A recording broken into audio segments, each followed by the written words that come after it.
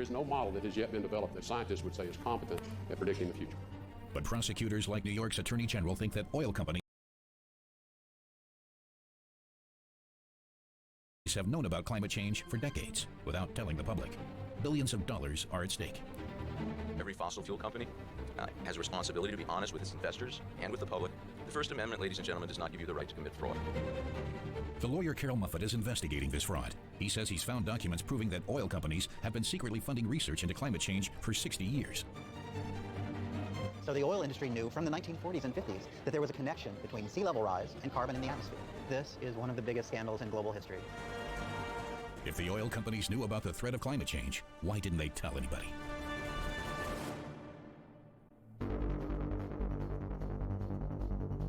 What did they do when they knew about climate change? The answer is that they immediately asked Stanford Research Institute to go back and check its work. They didn't like these conclusions, so they said try again. They tried to deny, and... Oh, does that sound familiar, like the guy from the last video? No, other things they did was start spraying. In reporting to the government, they began cherry-picking and highlighting only the passages out of this report that talked about the uncertainties, not about the realities. In Los Angeles in the 1940s, as cars were exploding, the automobile economy was exploding, Los Angeles was plagued by smog. Proponents of the global warming theory say that higher levels of greenhouse gases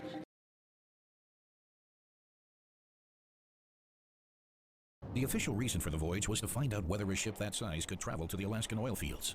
But Carol Muffett believes that the voyage was a test run to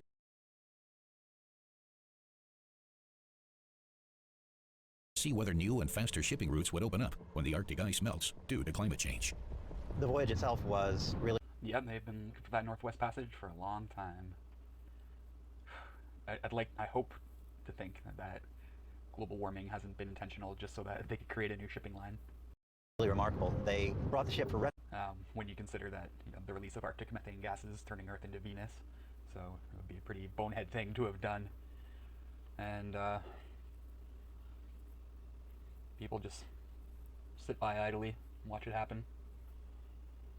Most people, and if you do something, then you'll be thrown in jail, or your kids will be stolen from you, you're assassinated. So it's pretty hard to blame someone for being willfully ignorant when the cost of knowing the truth and speaking it is your life, the lives of your loved ones, the ripple effect that the destruction of a family creates. It's just people who want truth are the families that you destroy, and then you claim some moral superiority because the people are so stupid and ignorant they're doing it to themselves, but the ones who refuse to do it with themselves you just kill. You can't have your cake and eat it too. You can't be morally superior and also annihilate all opposition through means of force. Or you can, I guess, if you're evil, if you are like the manifestation of evil. Like the biblical prophets say that they think it's the devil because that's how their brain would process their remote viewing. Something evil to the Bible prophets would mean the forces of the devil. So maybe these people are just evil. I've always thought that they're just trying to do the right thing, but I guess this logical conclusion that I just expressed, I came up with recently. They're thinking about it more and more. It's like, yeah, people are dumb and they do it to themselves, but you created a system and enforced that system to make people that way, and anyone who deviates from it, you eliminate. So, sorry to repeat myself, but you just can't claim moral responsibility. And it's so absurd. So absurd. Well, let's keep looking at the fall of civilization. What ENDEVR has to say about it. How oil companies hid the truth about climate change. And notice nothing about climate engineering so far. Wonder if they'll talk about if, may, might of future climate engineering projects. '69, I went on to work on the Trans-Alaska Pipeline. And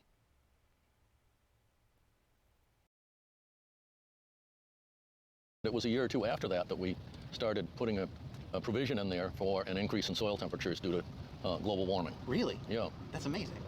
What, 2 or 3 years after that? No, that's really incredible to hear. Well, back in '69, there were proponents and doubters that it really existed. Yeah. And the scientific community was divided on that subject. But you took into account the risk and started planning for it. Well, even yes, we did. So on a clear day here, you would see 13,000 foot, couple large volcanoes right here. Thank you very much for mentioning that. Should have been here yesterday.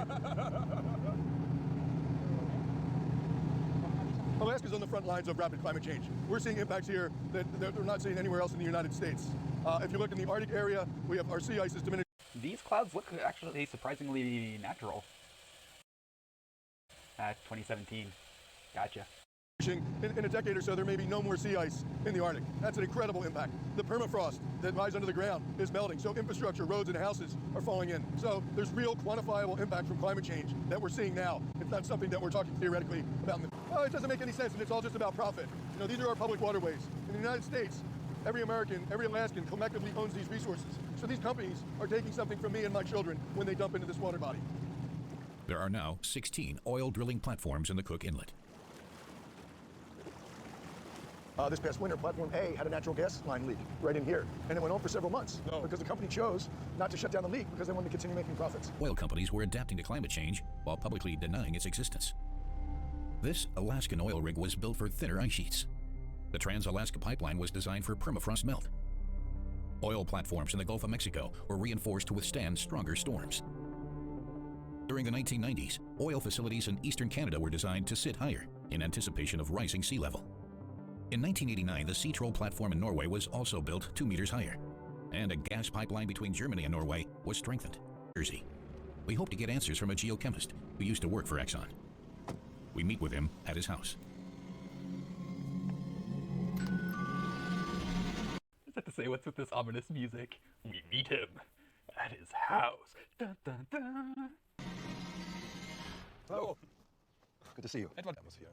Yeah. Exxon funded those studies because they wanted to be a player at the table. They saw that this was going to be a problem. Exxon saw that this was going to be an issue for the world. The executives cut the project funding. Their official reason? Lack of money. At the same time, they reverted to their old tactics of sowing doubt about man-made climate change, says Carol Muffett. The oil industry. Yeah, if there's one industry that has no money, it's the oil industry. We still have in government the same kind of denials that we had at Exxon a decade ago. And they could have been leaders, but instead they didn't. They chose not to. And they really were in a position in the 70s and the early 80s where they could have been in a position of leadership, where they would have, the science that they were doing would have been taken seriously, and they would have been listened to. Exxon Solar was a big solar panel engineering development entity. They had Exxon Nuclear. They had, I don't remember what else they had. I think they had wind as well. But they had a lot of different, Exxon Nuclear had Exxon Coal. They were really diversifying as an energy company. And when they reversed that in the 80s. And they shrank, if you would, in terms of their global impact, in terms of what they could do, and became much more an oil company again. They got back to their basics. But I think that they squandered an opportunity. And it's frustrating. It's frustrating. I mean, that's, you know, we've known about this problem for a long time. And it's just, like I say, really frustrating. We ask ExxonMobil to comment on the Robinson Report. Edward. Dude, just smiling. And if you have a lot of money, you can create your own research institute. That's what's being done in the US. Then you can do research according to your needs, based on science, or more precisely, semi-science, or even pseudoscience. Wissenschaftlich oder eigentlich semi-wissenschaftlich oder pseudowissenschaftlich vielleicht auch dann geforscht. And we've seen the oil industry, particularly, use that strategy over and over again. They were the early masters of it, beginning with lead and then moving into air pollutants like smog and carbon dioxide. They really pioneered many of the strategies that we've seen other industries use for years, strategies that focus on uncertainty, on doubt, on denial, and in the end, on the economics, and an argument that it's too late to address the problem, and so now we need to adapt to it. Now we need to mask it and lie to the population, not tell them that we're raining aluminum on them.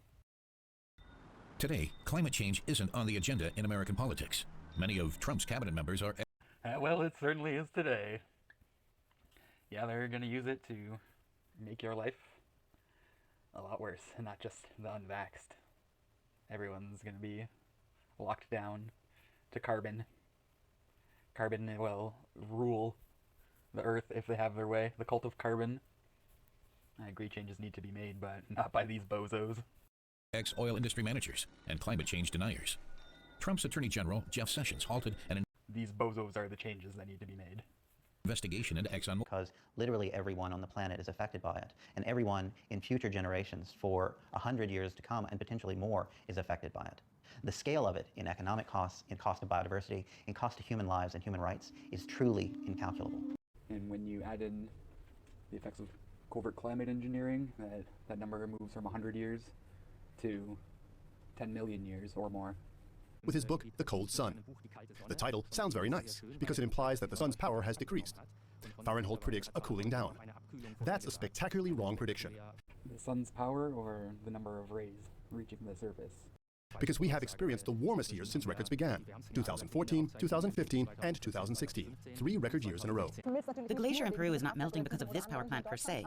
It's melting because of the cumulative emissions from power plants around the world, including those operated by RWE. They're contributing to global warming, and in turn the melting of the glaciers in the Andes.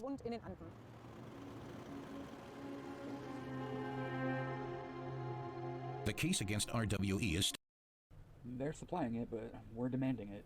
still pending, and an investigation is underway. An investigation about. Schneiderman is investigating whether Exxon knew about climate change and knew the harms that it would cause to the company, Exxon, and failed to disclose those to the shareholders. But what is the legal basis? I mean, it's about climate change, but the legal basis is totally different, no? Well, the legal basis is actually very simple. It is shareholder fraud. If a company knows that climate change is going to affect the value of a company, in these cases oil companies or coal companies, and they're not disclosing what they know to the shareholders, that can be fraud. And that's really the question here. To what extent is Exxon saying one thing and doing something else? It is still unclear whether New York's case against Isn't that interesting? Protecting profits can be, I guess it's not criminal because it has to do with the board of directors or the shareholders. So it's civilly wrong to ensure profits through deception. Because if you actually told your shareholders what your company was doing, your stock would drop. Interesting. ExxonMobil will ever make it to the courtroom. Born from a planet different from that of my parents because of this lie. There is already a public distrust of the fossil fuel industry. We've seen an erosion of that trust, and when people find out really all that Exxon knew, there's a sense of infuriation, of rightful infuriation, and then a sense of what can I do about it.